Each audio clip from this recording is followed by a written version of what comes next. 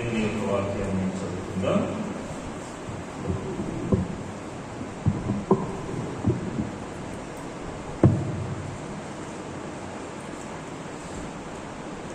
తిమోతికి రాసినటువంటి 2వ పత్రిక. అపోస్తలుడైన పౌలు తిమోతికి రాసిన 2వ పత్రిక 2వ అధ్యాయము 5వ వచనాన్ని మనం అందరం కూడా కలిసి చదువుకుందాం. తిమోతికి రాసిన 2వ పత్రిక 2వ అధ్యాయము 5వ వచనము అందరం కూడా కలిసి చదువుకుందాం.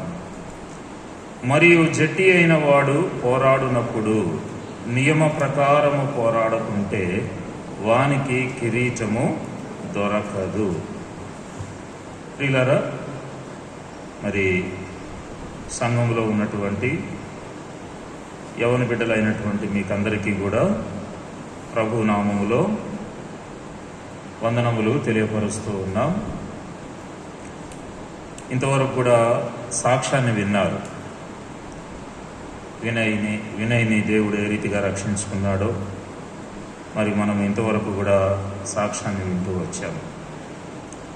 ప్రియమైనటువంటి వారులారా, మానవుని యొక్క జీవితంలో రక్షణ అనేటువంటిది చాలా ప్రాముఖ్యమైంది. రక్షణ పొందినటువంటి తర్వాత మరలా దేవుని పరిచర్యలో పాలు పొందుట అనేటువంటిది కూడా చాలా ప్రాముఖ్యమైనది. సరే, ఇక్కడ అపోస్తలుడైనటువంటి పౌలు తిమోతికి ఈ పత్రికను రాసినట్లుగా మనము చూస్తూ ఉన్నాం. తిమోతిని గురించి మనం గమనిస్తే తిమోతికి రాసినటువంటి మొదటి పత్రిక 4వ అధ్యాయంలో 11వ వచనాన్ని 12వ వచనాన్ని మనం చూస్తే ఏమని రాయబడింది అక్కడ? ఈ సంగతులను ఆజ్ఞాపించి బోధించుము, నీ యవ్వనమును బట్టి ఎవడునో నిన్ను తృణీకరింపనీయకుము గాని మాటలోను ప్రవర్తనలోను ప్రేమలోను విశ్వాసములోను పవిత్రతలోను విశ్వాసులకు మాదిరిగా ఉండుము అని చెప్పి రాస్తూ ఉన్నాడు. అంటే తిమోతి ఇక్కడ ఒక యవనస్తుడు అని చెప్పి మనకి ఇక్కడ అర్థమవుతుంది కదా, స్పష్టంగా రాయబడింది కదా, నీ యవ్వనమును బట్టి. కనుక తిమోతి యవన ప్రాయంలో ఉంటున్నటువంటి వాడు. ఈ యొక్క యూత్ మీటింగ్లో యవనస్తుడైనటువంటి తిమోతి గురించినటువంటి ఈ యొక్క మరి తిమోతికి రాసినటువంటి ఈ పత్రికలో మనం చదువుకున్నటువంటి లేఖనాన్ని మనం గమనించినట్లయితే తిమోతికి రాస్తూ పౌలు మొదటి పత్రికలోనేమో నీ యవ్వనమును బట్టి ఎవడునూ నిన్ను తృణీకరింపనీయకుము అని అంటున్నాడు. 2వ పత్రికలోనికి వచ్చినప్పుడు 2వ పత్రికలో 2వ అధ్యాయంలో కిరీటము గురించినటువంటి విషయాన్ని మాట్లాడాడు. ఏంటంట? మరియు జట్టి అయిన వాడు పోరాడునప్పుడు నియమ ప్రకారము పోరాడుకుంటే వానికి కిరీటము దొరకదు. అంటే యవనస్తులను మాత్రమే కాదు, దేవుని యొక్క సంఘములో చేర్చబడినటువంటి తర్వాత దేవుడు మనకు కిరీటాన్ని ఇవ్వాలని ఆశపడుతూ ఉంటాడు. ప్రియులారా, కిరీటము అందరికీ ఇష్టమే కదండి. కిరీటం ఇష్టం లేని వాళ్ళు ఎవరున్నారు? అందరికీ ఇష్టమే. VBSలో కూడా చూడండి, లాస్ట్ రోజు కిరీటాలు పెడతారు కదా, పిల్లలకు కిరీటాలు పెడతారు.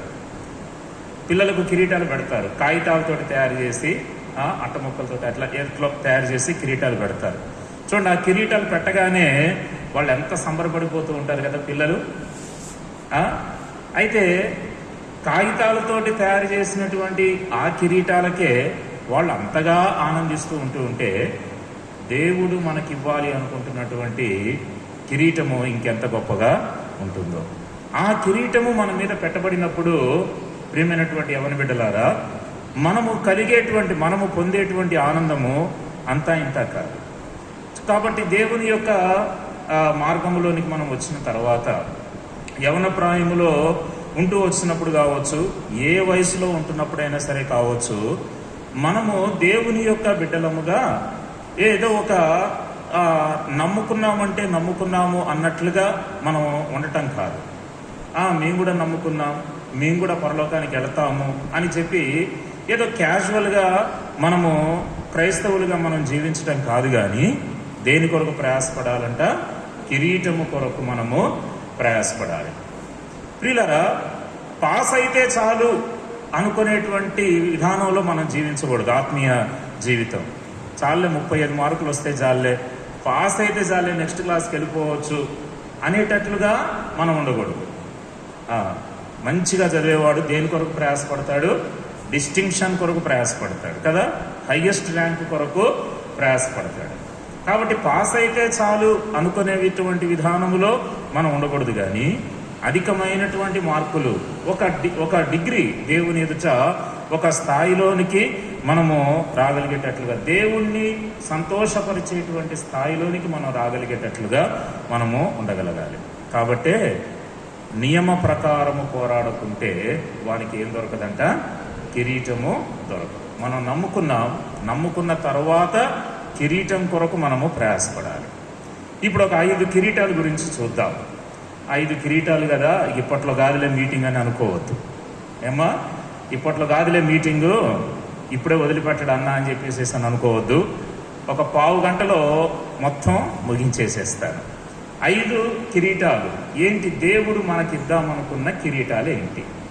దేవుడు మనకివ్వాలి అనుకుంటున్నటువంటి కిరీటాలు ఏంటి? ఆ కిరీటాల కొరకు మనము సిద్ధంగా ఉంటున్నామా అనేటువంటిది మనము కొన్ని మాటలు మనం చూసుకొని, ఒక 5 కిరీటాల గురించి మనము క్లుప్తంగా మనం చూసుకొని మనము కూడికను, ఈ యొక్క యూత్ మీటింగ్ను మనము క్లోజ్ చేసుకుందాం. చూడండి, మొట్టమొదటి కిరీటం ఏంటంట? కొరింథీయులకు రాసినటువంటి మొదటి పత్రిక, కొరింథీయులకు రాసినటువంటి మొదటి పత్రిక 9వ అధ్యాయము 25వ వచనం. కొరింథీయులకు రాసిన మొదటి పత్రిక 9వ అధ్యాయం 25వ వచనం చదవండి ఎవరైనా. మరియు పందెమందు పోరాడు ప్రతివాడు అన్ని విషయముల యందు మితముగా ఉండును, వారు క్షయమగు కిరీటమును పొందుటకును, మనమైతే అక్షయమగు కిరీటమును పొందుటకును మితముగా ఉన్నాము. ఏ కిరీటం అంటే ఇక్కడ 2 కిరీటాల గురించి చెప్తున్నాడు. ఒకటేమో క్షయమగు కిరీటం, రెండోది ఏంటి? అక్షయమగు కిరీటం. అయితే ఇక్కడ అమ్మ కొంచెం ఎవరైనా ఒకరు టీ చేయటానికి వెళ్ళండి, అక్కడ టీ ప్రిపేర్ చేయడానికి ఎవరైనా ఒక్కళ్ళు వెళ్ళండి. ఇక్కడ 2 కిరీటాల గురించి మాట్లాడుతూ ఉంటున్నాడు పౌలు. ఏంటంట? వారు క్షయమగు కిరీటమును పొందుటకును, మనమైతే అక్షయమగు కిరీటమును పొందుటకును మితముగా ఉన్నాము అని చెప్పి ఇక్కడ పౌలు మాట్లాడుతున్నాడు. అంటే మనం పొందవలసిన కిరీటం ఏ కిరీటము? క్షయమగు కిరీటం కాదు. ఏ కిరీటం అంట? అక్షయమగు కిరీటం. జట్టి అయిన వాడు పోరాడుకుంటే, నియమ ప్రకారము పోరాడుకుంటే వానికి కిరీటము దొరకదు అని అంటే, దేవుడు మనకు ఇవ్వాలనుకుంటున్నటువంటి కిరీటాన్ని మనము సంపాదించుకోవటానికి మనము ఎట్లా ఉంటున్నాం? మొదటి కిరీటం ఏంటి అని అంటే అక్షయమగు కిరీటం. ఎట్లా దొరుకుతుంది ఈ కిరీటం? కిరీటం ఉట్టుటిగానే వస్తుందా? కిరీటము సింపుల్గా వస్తుందా? కిరీటం ఈజీగా వస్తుందా? కిరీటం ఏమైనా ఉచితంగా వస్తుందా అని అంటే కాదు. ప్రతి కిరీటం గురించి మనం చదివేటప్పుడు మనలో ఆత్మీయమైనటువంటి సుగుణాలు కూడా ఉండగలగాలి. ఏం కిరీటం అంటే ఇది? అక్షయమగు కిరీటం. ప్రియమైనటువంటి యవన బిడ్డలారా, అక్షయమగు కిరీటమును పొందటానికి ఉన్నటువంటి ఒక కండిషన్ ఏంటి అని అంటే, అక్షయమగు కిరీటమును పొందుటకును మితముగా ఉన్నాము. ఇది ఉండాల్సిన అనుభవం. అంటే అక్షయమగు కిరీటమును పొందాలి అని అంటే మనం ఎలా ఉండాలంట? మితముగా ఉండాలి. మితముగా ఉండాలి. లిమిట్ మెయింటైన్ చేయాలి. లిమిటెడ్గా ఉండాలి. కనుక అక్షయమగు కిరీటమును పొందేటువంటి విషయములో మనము ఎలా జీవిస్తూ ఉన్నాం? దేవుని వాక్యంలో మనం గమనిస్తే కొన్ని విషయాలలో లిమిట్ మెయింటైన్ చేయాలి అని చెప్పి వాక్యం కూడా మనల్ని హెచ్చరిస్తుంది. చూద్దామా ఏ విషయాలంట? సామెతల గ్రంథంలోనికి రండి. 23వ అధ్యాయం. సామెతల గ్రంథం 6వ అధ్యాయములో ప్రియమైనటువంటి వారులారా, సామెతల గ్రంథము 6వ అధ్యాయము తర్వాత 9వ వచనాన్ని చదవండి.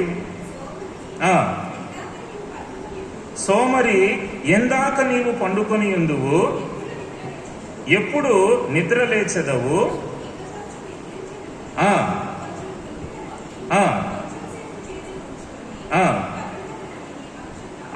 అంటే దీని అర్థం ఏంటి? సోమరి ఎందాక నీవు పండుకొని ఉందువు, ఎప్పుడు నిద్ర లేచెదవు అని అంటే ఇప్పుడు దాని అర్థం ఏంటి ప్రియులారా? ఎందులో మనం మితముగా ఉండాలంట? నిద్రలో మనం మితముగా ఉండాలి. భౌతిక సంబంధంగా మన దేహాన్ని ఏ రీతిగా కంట్రోల్లో పెట్టుకోవాలో అది మనము జ్ఞాపకం చేసుకుంటే ఆత్మీయమైనటువంటి ఆశీర్వాదాల కొరకు మనము సిద్ధం చేసుకోగలుగుతాం, సిద్ధపడుతూ ఉంటాం. ఇక్కడ సోమరి ఎందాక నీవు పండుకొని ఉందువు, ఎందాక నీవు పండుకొని ఉందువు, ఎప్పుడు నిద్ర లేచెదవు అని చెప్పి వాక్యం మాట్లాడుతుంది. అంటే నిద్రలో మనం ఎలా ఉండాలంట? మితముగా ఉండాలి. నిద్రపోవటము తప్పు కాదు, నిద్రపోవటము అదేమీ పొరపాటేం కాదు. కానీ నిద్రకు కూడా ఒక లిమిట్ అనేది ఉండాలి, కనుక ప్రియులారా, ఎందుకు ఇక్కడ ఈ విషయం మాట్లాడుతుంది దేవుని వాక్యం అనంటే, మత్తయి సువార్తలో 26వ అధ్యాయంలోనికి వచ్చినప్పుడు దేవుడు ఏమన్నాడు తన శిష్యులతోటి?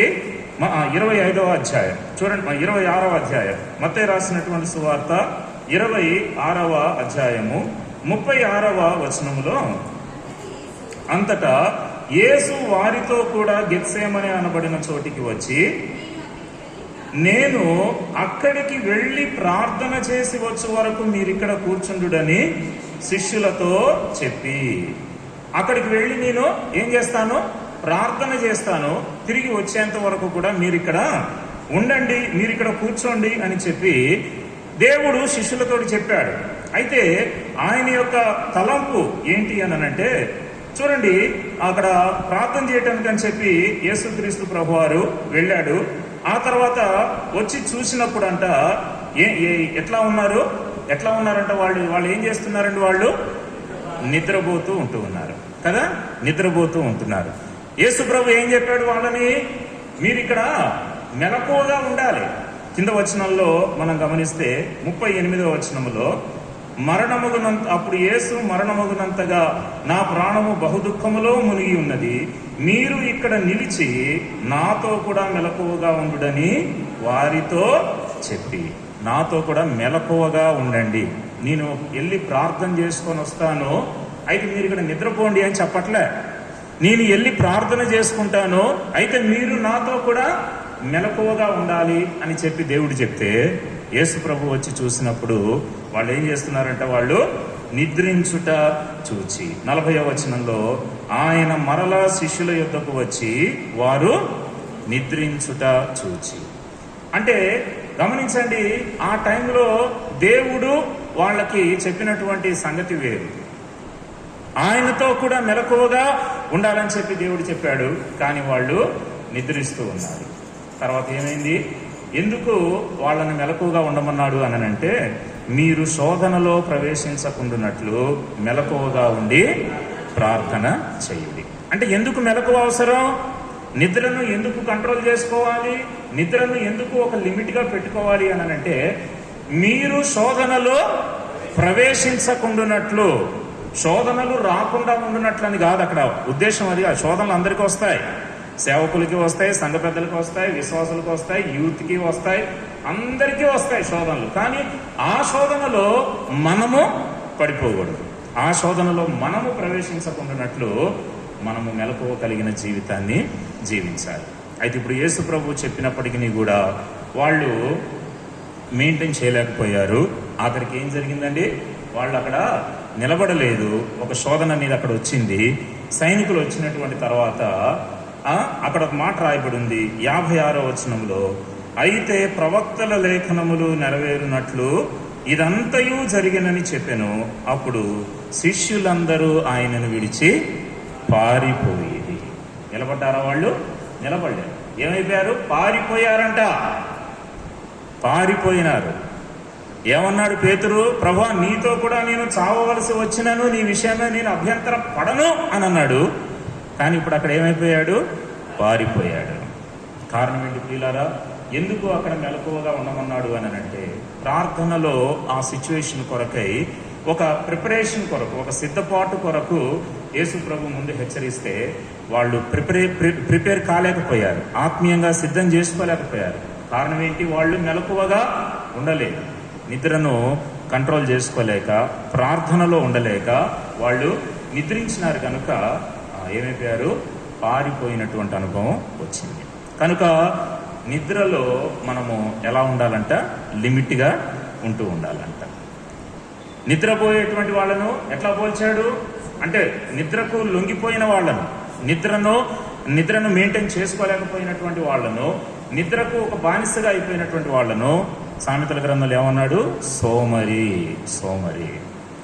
సోమరిపోతు. నిద్రపోవటం మామూలుగా వేరు, నిద్రపోవటం వేరు. కానీ సోమరిపోతుల్లాగా నిద్రపోవటం అనేది మనకు నష్టాన్ని తీసుకొని వస్తుంది. కాబట్టి అక్షయమగు కిరీటమును పొందాలి అనంటే మితముగా ఉండాలి. ఒకటి నిద్రలో మితం. తర్వాత ఇంకెందులో మితం ఉండాలి? చూడండి, దేవుని వాక్యంలో మనం గమనించినట్లయితే ప్రసంగి గ్రంథము 5వ అధ్యాయము 2వ వచనం. ప్రసంగి 5:2లో ఎందులో మితముగా ఉండాలంట? నీవు దేవుని సన్నిధిని అనాలోచనగా పలుకుటకు నీ హృదయమును త్వరపడనీయక నీ నోటిని కాచుకొమ్ము. దేవుడు ఆకాశమందున్నాడు, నీవు భూమి మీద ఉన్నావు, కావున నీ మాటలు కొద్దిగా ఉండవలేము. అంటే ఇప్పుడు ఎందులో మితంగా ఉండాలమ్మా? మాట్లాడటంలో మితంగా ఉండాలి. చాలా మందికి మాట్లాడటం కన్నా చాలా మందికి మాట్లాడటం అని అంటే చాలా ఇష్టం. మాట్లాడాలి.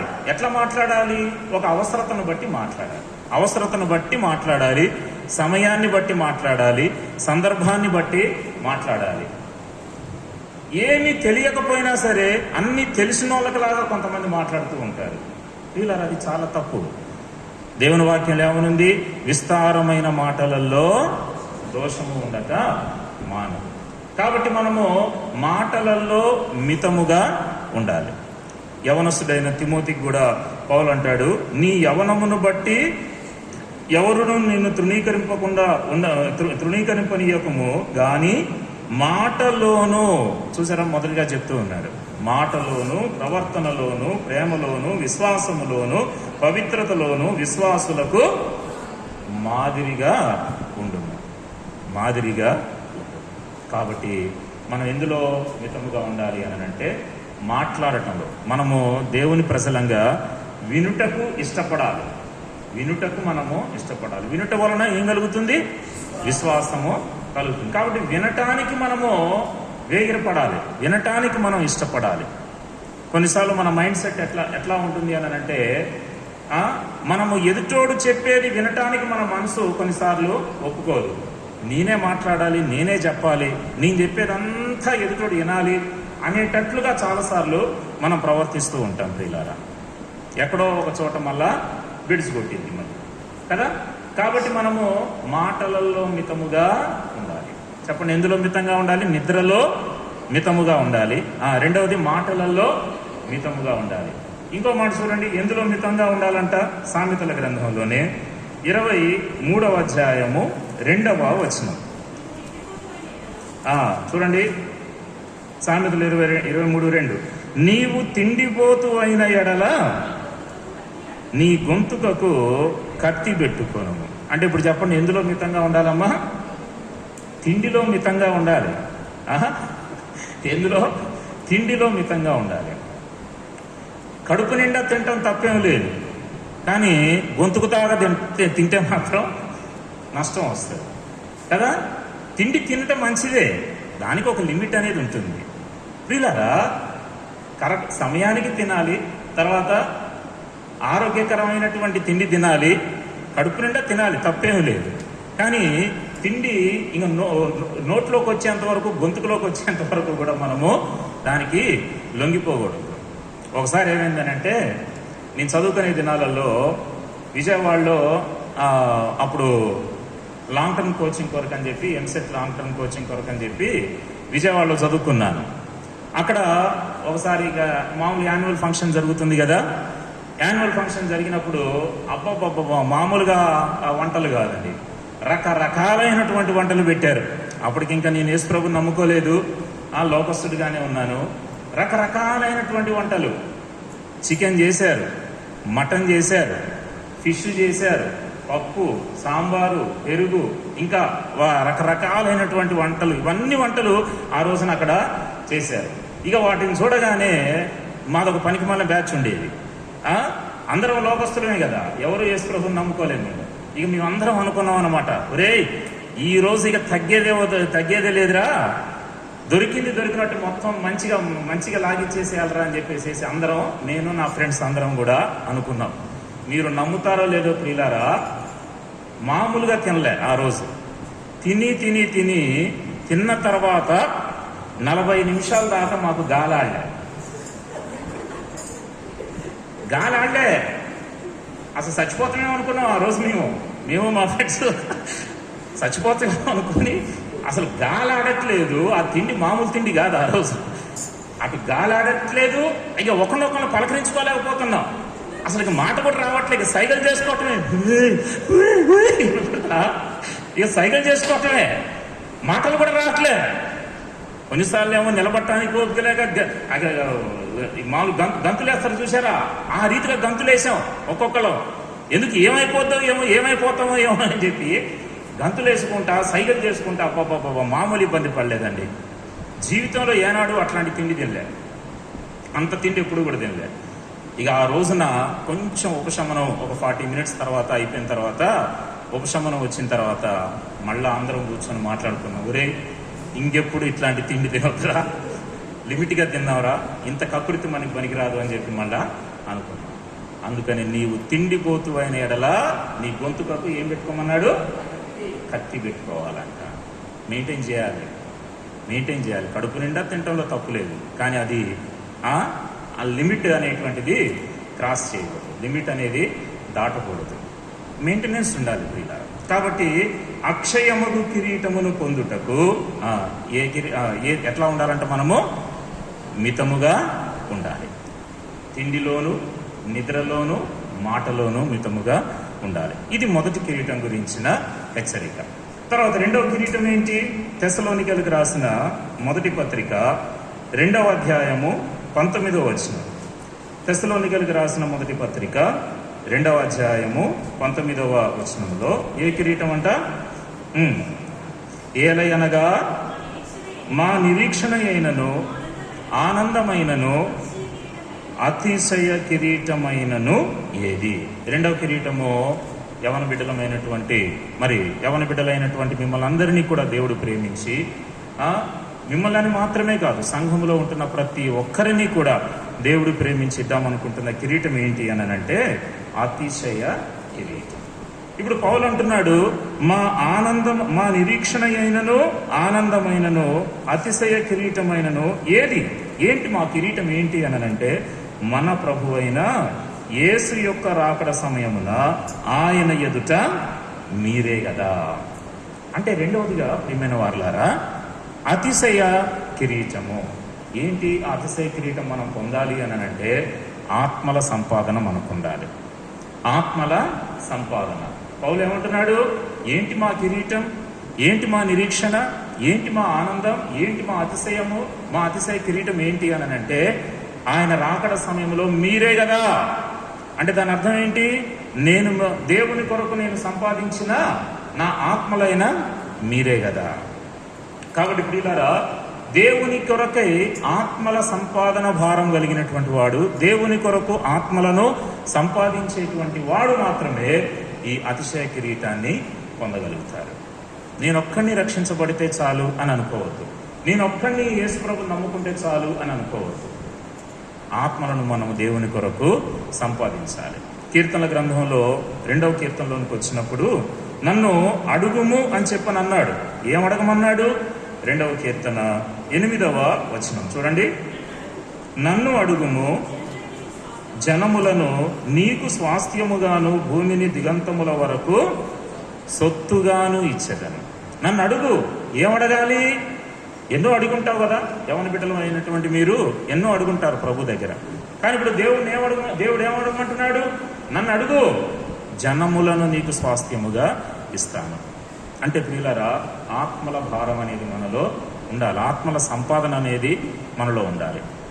చూడండి, నయమాను దేవుణ్ణి తెలుసుకున్నాడు.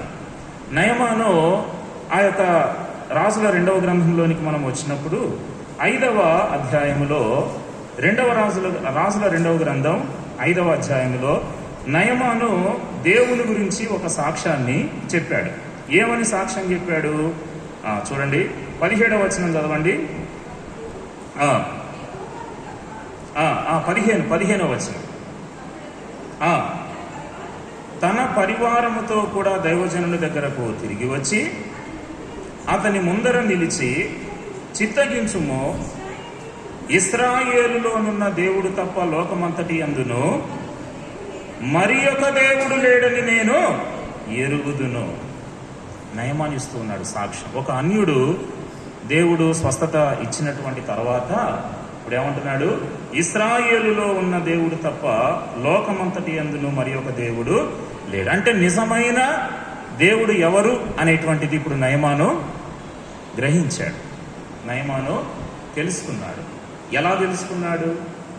నయమాను నిజదేవుణ్ణి తెలుసుకోవటానికి మూలం ఎవరు చెప్పండి? అక్కడ ఇశ్రాయేలు దేశపు చిన్నది. చాలు, ఇశ్రాయేలు దేశపు చిన్నది. ఆ చిన్నది అక్కడికి పంపించింది. చూడండి, ఇప్పుడు దేవుడు ఆయన రాకడ సమయంలో ఈ యొక్క చిన్నదాన్ని ప్రశ్నించినప్పుడు, అమ్మా, నా కొరకు నువ్వు ఏం ఆత్మను సంపాదించావు చూపించు, నా కొరకు నువ్వు సంపాదించినటువంటి ఆత్మ ఏంటి చూపించు అని అంటే ఇప్పుడు చెప్తుంది ఆ చిన్నది. ఏమంటది ఆ రోజున? ప్రభువా, అగో నయమాను నా ఆత్మ అంటది. ఆ చిన్నది చెప్తుంది, ప్రభువా, నయమాను నీ కొరకు నేను సంపాదించినటువంటి ఆత్మ. కాబట్టి ప్రియులారా, మనం ఎంతమంది ఆత్మలను మనము దేవుని కొరకు నడిపిస్తున్నాం, ఎంతమంది ఆత్మలను దేవుని దగ్గరికి తీసుకొని వస్తున్నాం, ఎన్ని ఆత్మలను దేవుని కొరకు మనము సంపాదిస్తూ ఉన్నాం. నిజంగా ఆ తృప్తే వేరండి. ఆ యొక్క ఆనందము, ఆత్మలను సంపాదించినప్పుడు మనకు కలిగినటువంటి ఆనందము మామూలు కాదు. ఆత్మలను సంపాదించాలి, ఒక భారం అనేది ఉండాలి. ఏదో భౌతికమైనటువంటి విషయాల కొరకు మాత్రమే కాదు, దేవుని కొరకు ప్రజలను సంపాదించాలి, దేవుని కొరకు ప్రజలను నడిపించాలి అనేటువంటి ఒక సువార్త భారం, ఒక పరిచర్య భారం అనేది మనలో ఉంటూ ఉండాలి. దేవుడు అడిగాడు, నేను ఎవరిని పంపేదను అని చెప్పేసేసి అన్నాడు. ఎవరిని పంపేదను అని చెప్పన్నాడు. యెషయా ఏమన్నాడు? ప్రభువా, నేనున్నాను, నన్ను పంపయ్యా, నేను రెడీగా ఉన్నా నీ కొరకు మాట్లాడటానికి, నీ కొరకు చెప్పటానికి, నీ కొరకు వాడబడటానికి, నీ కొరకు సాక్షిగా ఉండటానికి నేను సిద్ధంగా ఉన్నాను ప్రభువా, నేను రెడీగా ఉన్నాను ప్రభువా, నన్ను పంపు అన్నాడు. యెషయా అన్నాడు, నేను ఎవరిని పంపేదను అని అన్నప్పుడు, నేను రాను ప్రభువా, నేను రెడీగా లేను ప్రభువా అని చెప్పను అనలే యెషయా. నన్ను పంపించయ్యా అని చెప్పి దేవుణ్ణి అన్నాడు. అందుకనే యెషయా గ్రంథంలో యెషయాను దేవుడు అంత బలంగా వాడుకున్నాడు. పిల్లారా, ఒక భారం అనేది మనలో ఉండాలి. దేవుని కొరకు వాడబడాలి, దేవుని కొరకు రోషం కలిగి ఉండాలి, దేవుని కొరకు ఆత్మలు సంపాదించాలి అని చెప్పి ఒక భారము. మనము ప్రజలకు ఆత్మీయమైనటువంటి తల్లులుగాను, ఆత్మీయమైన తండ్రులుగాను, ఆత్మీయమైనటువంటి స్నేహితులుగాను మనము ఉండగలగాలి ప్రియులారా. కనుక అతిశయ కిరీటము, మా నిరీక్షణ అయినను, మా ఆనందమైనను, మా అతిశయ కిరీటమైనను ఏది అనంటే ఆయన రాకడ సమయంలో మీరే కదా అని చెప్పి అంటాడు. అంటే ఆత్మలు సంపాదించినటువంటి వారికి అతిశయ కిరీటం. మొదటి కిరీటం ఏమని చెప్పాను? అక్షయమైన కిరీటం. దేని కొరకు అది అక్షయమైన కిరీటం? ఎవరికి వస్తుంది? మితముగా ఉండేవారికి అక్షయమైన కిరీటం. రెండవది ఏం కిరీటము? అతిశయ కిరీటము. ఎవరికి అతిశయ కిరీటము? ఆత్మల సంపాదించిన వారికే, ఆత్మల సంపాదకులకే అతిశయ కిరీటం. తర్వాత మూడవ కిరీటం ఏంటి? తిమోతికి రాసిన 2వ పత్రిక 4వ అధ్యాయము 8వ వచనం. 2 తిమోతి 4వ అధ్యాయం 8వ వచనం. ఏ కిరీటం అంట? ఇక మీదట నా కొరకు నీతి కిరీటము ఉంచబడి ఉన్నది. నా కొరకు నీతి కిరీటము ఉంచబడి ఉన్నది. ఎవరికి నీతి కిరీటం? 3వ కిరీటం ఏంటంటే నీతి కిరీటము. పౌలు అంటూ ఉన్నాడు, ఇక మీదట నా కొరకు నీతి కిరీటము ఉంచబడి ఉన్నది. ఎప్పుడంటే అది ఆ దినమందు నీతిగల న్యాయాధిపతి అయిన ప్రభువు అది నాకు మాత్రమే కాకుండా తన ప్రత్యక్షతను అపేక్షించు వారికందరికీ అనుగ్రహించును. ఎవరికంట నీతి కిరీటము? దేవుడిచ్చినటువంటి పనిని జరిగించి నెరవేర్చి ఆయన ప్రత్యక్షతను అపేక్షించు వారికి ఏ కిరీటము? నీతి కిరీటం. దేవుడిచ్చిన పనిని నెరవేర్చి ఆయన ప్రత్యక్షతను అపేక్షించేటువంటి వారికి నీతి కిరీటం. దేవుని ప్రత్యక్షతను అపేక్షించి పిల్లరా, దేవుని ప్రత్యక్షతను అపేక్షించి ఆయన పనిని నమ్మకంగా నెరవేర్చిన వారికి, ఆయన పనిని నెరవేర్చినటువంటి వారికే నీతి కిరీటం. అందుకనే ఇక మీదట అని అంటున్నాడు. అంటే దానికన్నా ముందు కొంత క్రయం చెల్లించాడు. పౌలు ఏం చేశాడు? ఇక మీదట నా కొరకు నీతి కిరీటం ఉంచబడి ఉన్నది అని అంటే ఏం చేశాడు? అంతకు ముందు పై వచనంలో చదవండి. మంచి పోరాటము పోరాడి తిని, నా పరుగు కడముట్టించి తిని, విశ్వాసము కాపాడుకొంటిని. అది చేశాడు. మంచి పోరాటాన్ని పోరాడాడు, పరుగును కడముట్టించాడు, విశ్వాసాన్ని కాపాడుకున్నాడు. కాబట్టే నీతి కిరీటము దేవుడు తనకు ఇచ్చినాడు. అంటే దేవుడిచ్చినటువంటి పనిని నమ్మకంగా నెరవేర్చి, అంటే ఆయన ప్రత్యక్షతను అపేక్షిస్తూ ఆయన ఇచ్చిన పరిచర్యను నమ్మకంగా నెరవేర్చే వారికే నీతి కిరీటం. దేవుడు మనలను నమ్మి మనకు ఒక పరిచర్య ఇస్తాడు. పౌలు తిమోతికి పత్రికను రాస్తూ తిమోతికి రాసిన మొదటి పత్రికలో 1వ అధ్యాయం 12వ వచనములో అంటున్నాడు, పూర్వము దూషకుడను హింసకుడను హానికరుడనైన నన్ను తన పరిచర్యకు నియమించి నమ్మకమైన వానిగా ఎంచినందుకు.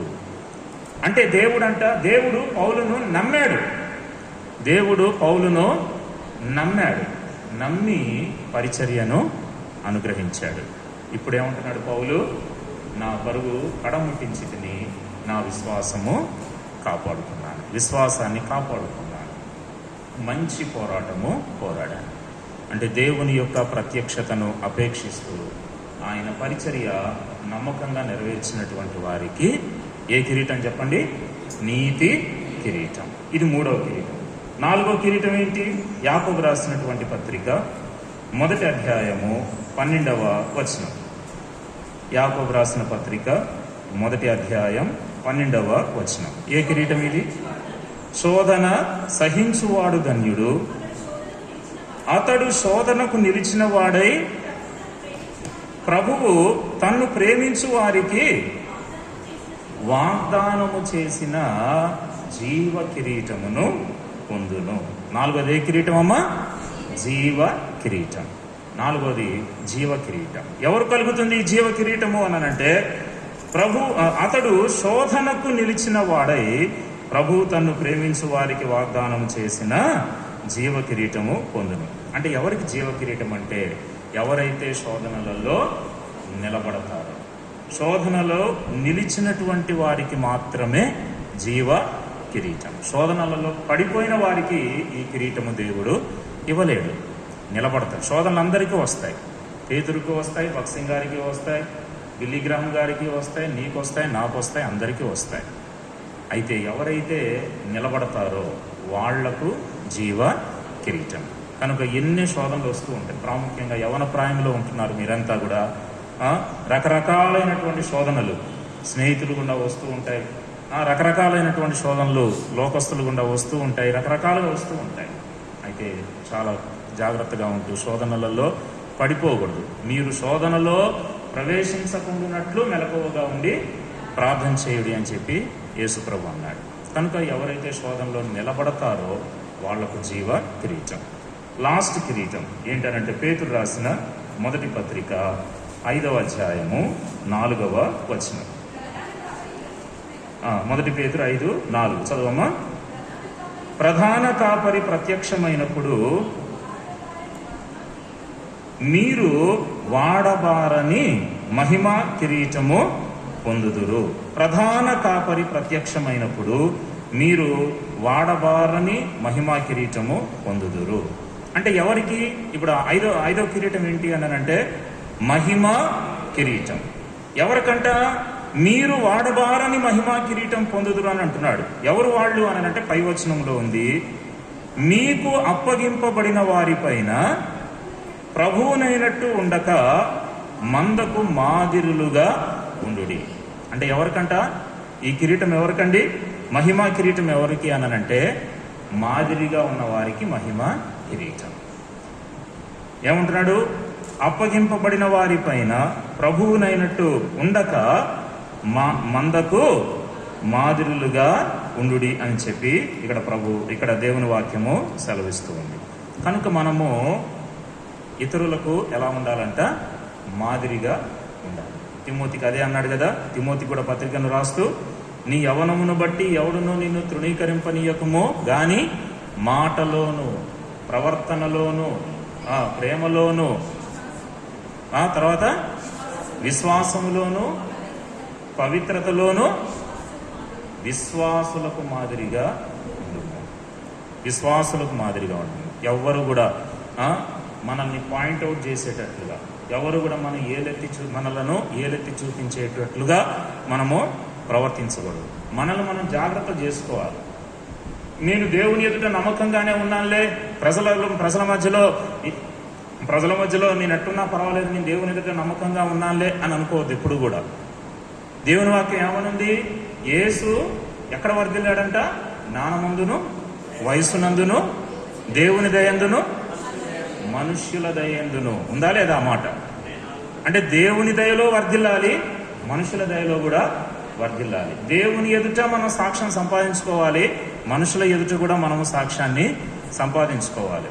నేను దేవుని ఎదుట మంచిగా నమ్మకంగా ఉన్నాను, నా పర్సనల్ జీవితం ఏంటో నాకు తెలుసు, నేను దేవుని ఎదుట కరెక్ట్గానే ఉన్నాను, నువ్వెవరుగా నాకు చెప్పడానికి అని చెప్పి జనం మధ్యలో మనము మాట్లాడకూడదు. ప్రియులారా, ప్రజల మధ్యలో మనం ఇష్టానుసారంగా మనము ఉండకూడదు. నేను దేవుని ఎదుట నమ్మకంగా ఉన్నాను అని అన్నప్పుడు ఖచ్చితంగా ప్రజల మధ్యలో నేను జాగ్రత్త చేసుకుంటాను. ప్రజలు నా మీద ఏలెత్తి చూపించకూడదు కదా, ప్రజలు నన్ను ఒక ఎగ్జాంపుల్గా తీసుకోవాలి కదా, ప్రజలు నన్ను ఏమన్నా అంటే నా దేవునికి అవమానం కదా అనేటువంటి భయము ఖచ్చితంగా అప్పుడు మనము కలిగి ఉంటాం, దేవునిలో నమ్మకంగా ఉన్నటువంటి వారికి. కాబట్టే ఇక్కడ అంటూ ఉన్నాడు, మీరు వాడబారని మహిమా కిరీటము పొందుదురు. ఎప్పుడు అనంటే మాదిరికరంగా నువ్వు ఉన్నప్పుడు. ఎన్ని కిరీటాలు చూసాం? 5 కిరీటాలు. మొదటిది ఏంటి? అక్షయమగు కిరీటం. ఎవరికి? మితముగా ఉండేవారికి. రెండవ కిరీటం ఏంటి? అతిశయ కిరీటం, ఆత్మలు సంపాదించేవారికి. మూడవ కిరీటం ఏంటి? నీతి కిరీటం, దేవుని ప్రత్యక్షతను అపేక్షిస్తూ ఆయన పరిచర్యను నమ్మకంగా నెరవేర్చిన వారికి ఆ నీతి కిరీటం. తర్వాత నాలుగోది జీవ కిరీటము. జీవ కిరీటము. శోధనలు యందు ఏం కావాలి? నిలబడాలి. శోధనలో నిలబడిన వారికి జీవ కిరీటం. 5వదిగా మహిమా కిరీటం. ఎవరైతే మాదిరికరంగా ఉంటారో, ఎవరైతే ఇతరులకు మాదిరులుగా ఉంటారో వాళ్లకు మహిమ కిరీటం. కాబట్టి ఇటువంటి కిరీటాలు దేవుడు ఇవ్వటానికి ఇష్టపడుతూ ఉన్నాడు. కనుక ప్రియమైనటువంటి అవని బిడ్డలారా, దేవుడు మరి మనలను ప్రేమించి కిరీటము యొక్క స్థానంలోనికి, కిరీటము కలిగి ఉండేటువంటి స్థానంలోనికి మనలను నడిపించాలని ఆశపడుతూ ఉన్నాడు. ఎప్పుడంటే అది 2వ అధ్యాయం 5వ వచనంలో తిమోతికి రాసిన 2వ పత్రికలో మనం చదువుకున్నాం. జట్టి అయిన వాడు పోరాడునప్పుడు నియమ ప్రకారము పోరాడుకుంటే వానికి కిరీటము దొరకదు. ఈ 5 అంతల కిరీటపు అనుభవాలు మన జీవితంలో కలిగి ఉంటున్నట్లుగా ప్రభు మనకు సహాయము చేయునుగాక. ఆ రీతిగా ఇటువంటి కిరీటపు అనుభవాలు కలిగి ఉండి మరి మనం అందరం కూడా సంఘానికి క్షేమాభివృద్ధి కలిగించే వారంగా, సంఘానికి క్షేమం కలిగించే వారంగా మనము కూడా ఉండగలగాలి. ఆ రీతిగా ప్రభు మనకు సహాయము చేయునుగాక. ప్రార్థన చేసుకుందాం. అది క్లోజ్ చేసి ప్రార్థన చేసుకుందాము. ఈ సమయంలో మరి బ్రదర్స్లో ఒకళ్ళు, సిస్టర్స్లో ఒకళ్ళు ప్రార్థన చేయండి.